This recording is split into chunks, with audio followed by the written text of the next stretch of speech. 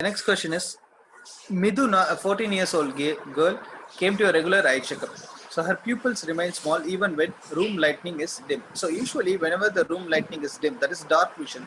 So whenever the room lighting is small, the pupils has to dilate because the accommodation should happen. So when some nerve is injured, that affects this pupillary dilatation.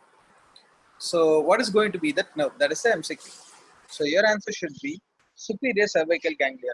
So it's not a particular nerve. You need to know superior cervical ganglion. So any nerve that sympathetic fiber that originate from the superior cervical ganglion is directly going to innervate the dilator pupil. So when the dilator pupillae is damaged, so this is two important questions. One is which muscle is damaged? The muscle damage is dilator pupillae, and which nerve is damaged? It's not just a nerve; it's a superior cervical ganglion. This is very important, MCQ. Okay, so I repeat the same question. Meduna, a 14 years old girl, came for a regular eye checkup. Her pupil remains small even when the room lighting is dim. Now, the question asked is which nerve is injured. So you need to know which nerve will be more active in this patient. The more active nerve is going to be oculomotor nerve.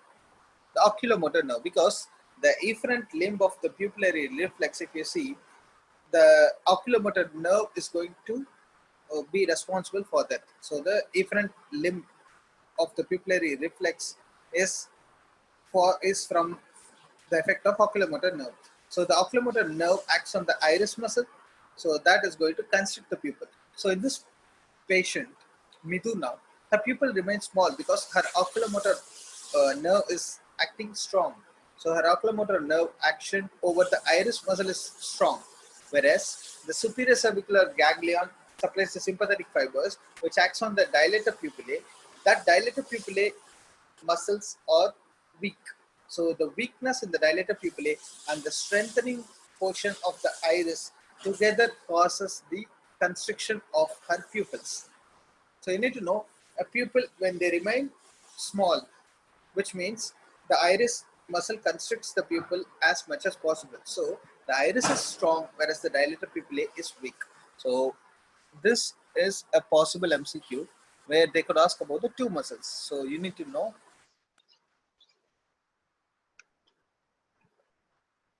because of the superior cervical ganglion, which acts on the dilator pupillae, her pupil, when this is blocked, her pupil is affected. So that is important. Okay. Then because of oculomotor, which acts on the iris, which is very strong. So I'm going to mention this is a weak portion and this is going to be a strong portion. So together they causes pupillary constriction because this is going to cause more constriction.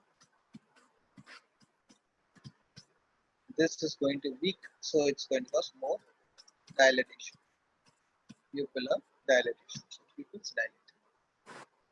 So you need to know these 2 points together for this MCQ. I repeat, superior cervical ganglia, okay, is the one which helps in dilating pupil, whereas oculomotor is the one which helps in constricting the pupil. So dilator pupillae dilates pupil. So directly they cannot ask that word dilator pupillae.